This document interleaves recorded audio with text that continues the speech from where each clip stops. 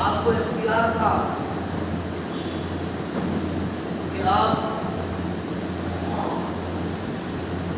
عیش و عشرت کی زندگی گزارتے اور تمام طرح کے اسباب اور مال جو بھی دنیا میں ہو سکتا ہے وہ حضور نبی کریم صلی اللہ علیہ وسلم کے لیے حاضر کیا جائے. لیکن اس کے باوجود آپ علیہ السلام نے کیسی زندگی گزاری کہ اپنا عائشہ رضی اللہ عنہا اپنے بھانجے سے عروہ ابن زبیر سے کہ حضور کے گھروں میں بعض اوقات ایسا ہوتا تھا کہ ہم لگاتار 3 چاند دیکھ لیتے تھے اور ہمارے گھروں میں چونا نہیں کرتا. لگاتار 3 چاند دیکھ لیتے تھے اور ہمارے گھروں میں چولہا گرم نہیں ہوتا تھا. یعنی 2 ماہ گزر جاتے تھے اور چولہا نہیں جلتا.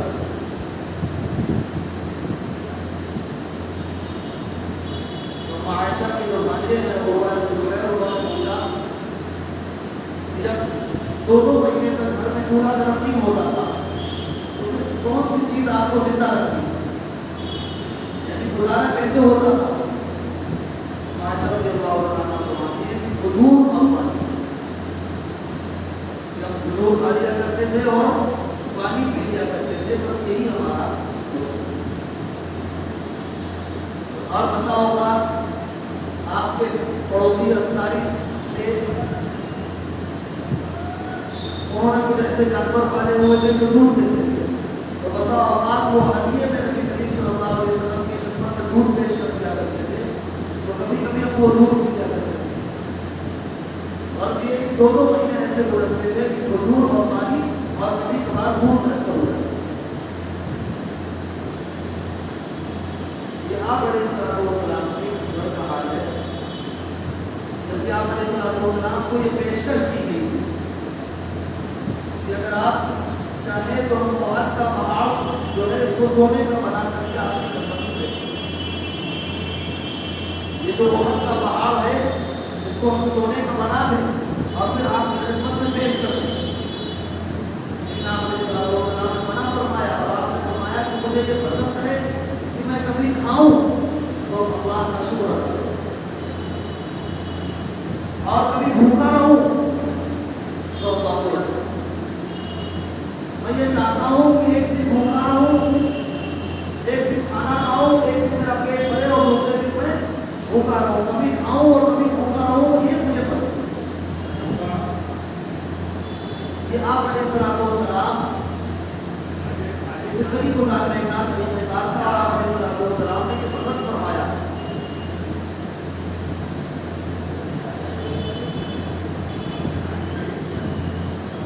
اللہ کے نبی کریم صلی اللہ علیہ وسلم ایک حدیث میں آیا ہے کہ آپ علیہ السلام نے دعا مانگی.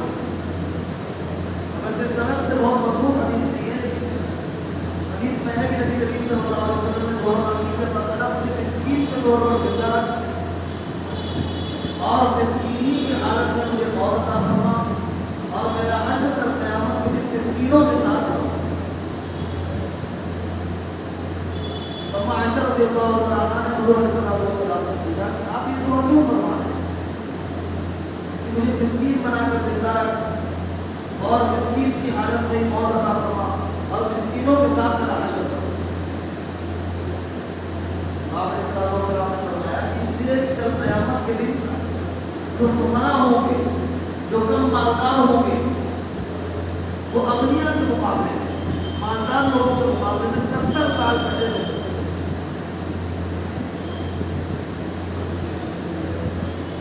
جو فقراء ہوں گے جن کے پاس مال کم ہے، اسباب کم ہے اور تنگی کی زندگی گزارتے ہیں، معاشی اعتبار سے کمزور ہیں، وہ لوگ ان لوگوں کے مقابلے میں جو معاشی اعتبار سے مضبوط ہیں اور اغنیاء اور مالدار ہیں، جن کے پاس مال و اسباب زیادہ ہے، ان کے مقابلے میں 70 سال پہلے ہیں. یہ اتنے بڑے شرف کی بات ہے کہ پوری دنیا میں وہ تمام لوگوں کے لیے جو فقراء ہیں یا جو کم مالدار ہیں یا جن کے پاس اسباب کم ہیں یا جو معاشی اعتبار سے کمزور ہیں، ان کے لیے کتنی بڑی راحت کا سامان دے کر چلے گئے صلی اللہ علیہ وسلم کہ آپ علیہ السلام نے ان کی جیسی زندگی گزارنی پسند کروں. مجھے پسند ہے کہ میں مسکینوں جیسی زندگی گزاروں.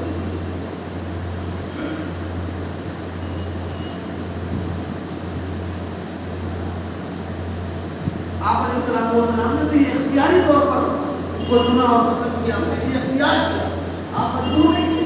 لیکن آج جو اختیاری طور پر اگر کسی کے اوپر ایسے حالات ہیں کہ وہ معاشی اعتبار سے کمزور ہے یا فقر و فاقے کا شکار ہے یا تنگی کا شکار ہے یا معاشی تنگی کا شکار ہے، تو اس کے لیے کتنی بڑی راحت کا سامان ہے کہ حضور نبی کریم صلی اللہ علیہ وسلم نے اس کی صف میں رہنا پسند کیا.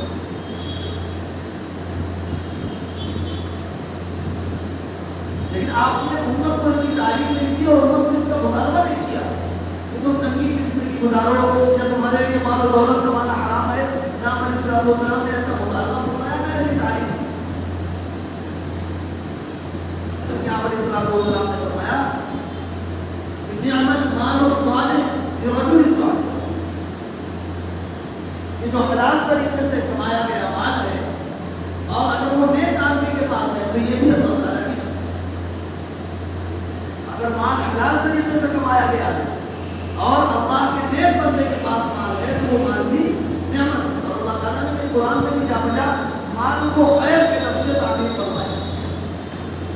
جو مال ہے وہ خیر کی ہے، بشرطے کہ حلال طریقے سے کمایا جائے اور حلال جگہوں پر اس کا استعمال. مال فی نفسی کوئی بری چیز نہیں ہے.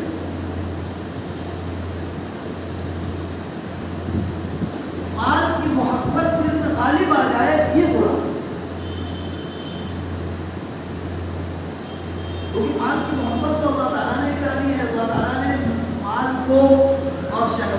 ان لوگوں کے لیے مزین کر دیا. تبھی تو ہمارے دلوں میں محبت پیدا ہوئی کمانے کی اور اس کی. اگر اللہ تعالیٰ نہ ڈالتے تو پھر ہم اپنی ضروریات کیسے پوری کرتے. لیکن اللہ کے احکام پر وہ غالب نہ آئے, اتنی محبت نہ ہو جائے کہ وہ اللہ تعالیٰ کے احکام پر غالب آ جائے اور اللہ تعالیٰ کے حکموں کو مال کی محبت میں ہم توڑ دیں. اس لیے سیدنا عمر فاروق رضی اللہ عنہ جب خلیفہ بنے اور آپ کی خلافت کے زمانے میں سب سے زیادہ فتوحات ہوئی, مسلمانوں کو سب سے زیادہ جو فتوحات حاصل ہوئی وہ حضرت عمر فاروق رضی اللہ عنہ کے زمانے میں ہوئی, اور اسلام بہت دور تک پھیلتا چلا گیا حضرت عمر رضی اللہ عنہ. یہاں تک کہ کسریٰ کی بھی سلطنت فتح ہوئی حضرت عمر رضی اللہ عنہ کے زمانے میں, جو اس وقت کا سپر پاور تھا اور بڑے مال والی سلطنت تھی. بڑے مال و اسباب والی, دنیا کے تمام مال و اسباب اس دارالسلطنت کے پاس تھے. اور اس کی پیشن گوئی کریم صلی اللہ علیہ وسلم نے اپنی زندگی میں فرما دی تھی. جب صحابہ فقر و فاقہ کی زندگی گزار رہے تھے اور تنگی کی زندگی گزار رہے تھے, کبھی نبی کریم صلی اللہ علیہ وسلم نے یہ پیشن گوئی فرمائی تھی کہ ایک دن آئے گا کہ قیصر و کسریٰ کے تاج تمہارے قدموں میں لا کر رکھ دیے. حضرت عمر فاروق رضی اللہ تعالیٰ عنہ کے دور میں وہ وقت آیا کہ کسریٰ کی سلطنت فتح ہوئی اور وہاں کا مال غنیمت مدینہ منورہ لایا گیا. تو سونے چاندی کے ڈھیر لگ گئے مدینہ منورہ کے اندر, مال و اسباب کے ڈھیر لگ گئے مدینہ منورہ کے اندر.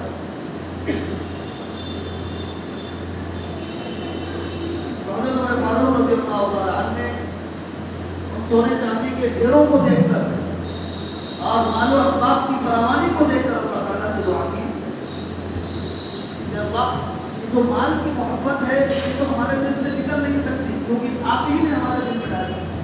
اللہ تعالیٰ نے قرآن میں فرمایا زُيِّنَ لِلنَّاسِ حُبُّ الشَّهَوَاتِ, کہ اللہ تعالیٰ نے ان چیزوں کی محبت لوگوں کے دلوں میں ڈال دی اور ان کو لوگوں کے لیے مزین کر دیا, آراستہ کر دیا.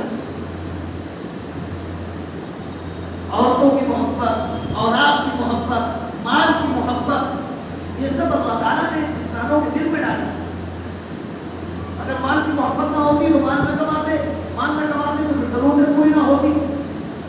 اولاد کی محبت اللہ تعالیٰ نہ ڈالتے تو اولاد کی خواہش نہ ہوتی, اولاد کی پرورش کی کوشش نہ کی جاتی, عورتوں کی محبت دل میں نہ ڈالی جاتی تو لوگ نکاح نہ کرتے, نسل کے بڑھنے کے جو ذرائع ہیں وہ بند ہو جاتے ہیں. یہ سب اللہ تعالیٰ نے لوگوں کے دلوں میں ڈالی. تو عمر فاروق رضی اللہ عنہ نے اللہ تعالیٰ سے دعا کی تو آپ نے ہمارے دلوں میں اس کی محبت ڈالی, اس کو مزین اور آراستہ کر دیا. تو یہ تو نکل نہیں سکتی, لیکن ہم یہ دعا کرتے ہیں کہ ہمیں اس سے محفوظ فرما کہ اس کی محبت ہمارے دلوں پر اتنی غالب آ جائے کہ ہم آپ کے احکام کو پورا کریں. تو اس سے معلوم یہ ہوا کہ مال فی نفسی ہی کوئی بری چیز نہیں. مال کا کمانا, مال کا حاصل ہو جانا حلال طریقے سے اور مال کا کثرت سے آ جانا یہ فی نفسی ہی کوئی بری چیز نہیں, بلکہ مال کی محبت کا اس قدر غالب آ جانا کہ وہ اللہ تعالیٰ کے حکموں سے دور کر دے, اللہ کے ذکر سے دور کر دے, اللہ کی یاد سے دور کر دے, تو پھر وہ مال برا. لیکن اگر تقویٰ کے ساتھ مال ہے, نعم المال الصالح لرجل صالح, کہ بہترین مال وہ ہے جو نیک آدمی کے پاس ہے, یعنی جس کے دل میں تقویٰ ہے, اللہ کا خوف بھی ہے کہ مجھے اللہ تعالیٰ کے ہاں حساب دینا ہے. جیسا کہ نبی کریم صلی اللہ علیہ وسلم نے فرمایا کہ بنی آدم کل قیامت کے دن اپنے قدموں کو ہٹا نہیں پائے گا جب تک کہ اس بات کا حساب نہ دے دے گا کہ مال کمایا کہاں سے اور خرچ. کوئی بھی انسان اپنے قدموں کو کل میدان محشر میں ہلا نہیں پائے گا اس وقت تک جب تک کہ اللہ تعالیٰ کو اس بات کا حساب نہ دے دے کہ مال کمایا کہاں سے اور خرچ کہاں.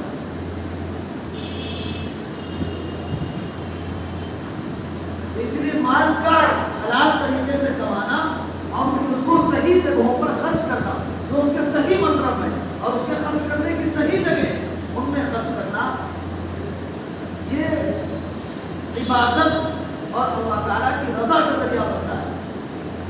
جیسے اگر کوئی کھانا کھائے اور کھانا کھا کر شکر ادا کرے, آپ علیہ السلام نے فرمایا اگر کوئی کھانا کھائے اور شکر ادا کرے تو وہ اس کے برابر ہے جو روزہ رکھ کر صبر.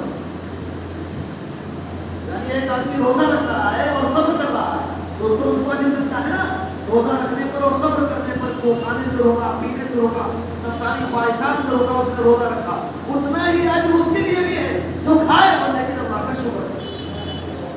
کیسی اللہ تعالیٰ کی نعمت ہے کہ کھا رہا ہے، بس شرط یہ ہے کہ شکر ادا کرے تو اتنا ہی ثواب ہے جتنا صائم اور صابر کے لیے ہے، جو روزہ رکھ کر صبر کرے اتنا ہی ثواب کھانے والے اور شکر ادا کرنے والے۔